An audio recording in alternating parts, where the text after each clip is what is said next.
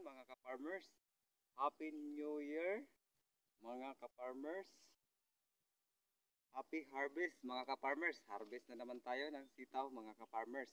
Dahil New Year ngayon ay hindi tayo makapag-absent ng pag-harvest ng ating sitawan mga ka-farmers. Kasi ayan, malapit nang mahinog yung iba mga ka-farmers. Kaya walang holiday dito sa sitaw mga ka-farmers. Kasi bukas ito ay hinog na mga ka-farmers.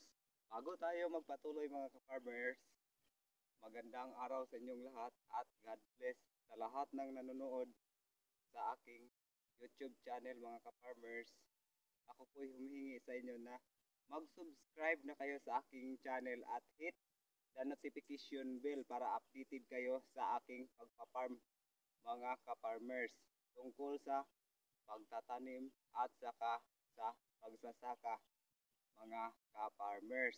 Dahil magbibigay ako ng impormasyon kung paano tayo nagsimula sa pagtanim ng sitaw at sa iba't ibang pananim mga ka-farmers. Yan ang ating mga video mga ka-farmers.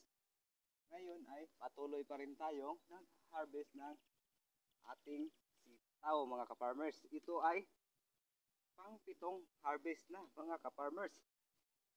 At saka may ginansya na apat na harvest. Kasi pangatlo pa lang mga ka-farmers ay nabawi na ang ating kapital mga ka-farmers. Pang-apat na itong ginansya natin mga ka-farmers.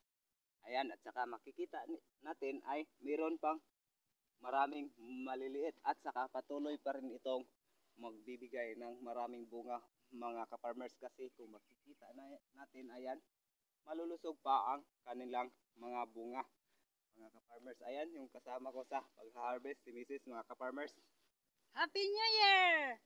Happy Harvest! Ayan mga ka-farmers, kami lang dalawa dito ang nag-harvest sa aming sitaw mga ka-farmers.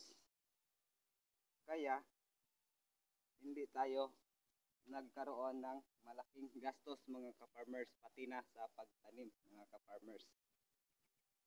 Yan yung na-harvest natin, malapit nang mahinog yung iba mga ka-farmers. Yung ating na-harvest sa ating sitaw mga ka-farmers. Ayan mga ka-farmers, ang dami pa naman mga ka-farmers. Ito ay nasa 20 kilos mga ka-farmers. At saka ayan yung mga nahinog na mga ka-farmers.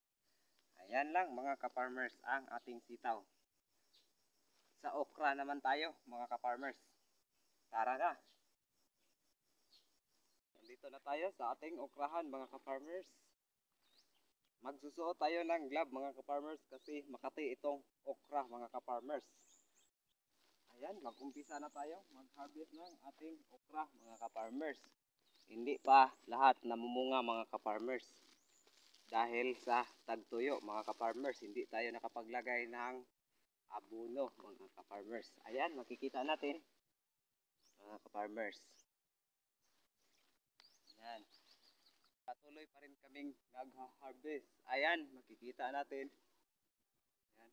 Ito ay nangangalahati pa lamang mga ka-farmers. At saka yung iba ay siguro mga 1/4 pa yung nagbibigay bunga sa ating okra. At saka ito na yung na-harvest natin mga ka-farmers. Hindi pa natapos mga ka-farmers kasi ayan, makikita pa natin. At saka ang doon pa sa kabila mga ka-farmers. Kaya kay gandang blessing sa atin ang Panginoon mga ka-farmers. Kaya ayan mga ka-farmers, kahit natagtuyo, makikita natin yung iba ay dalawang dangkal pa.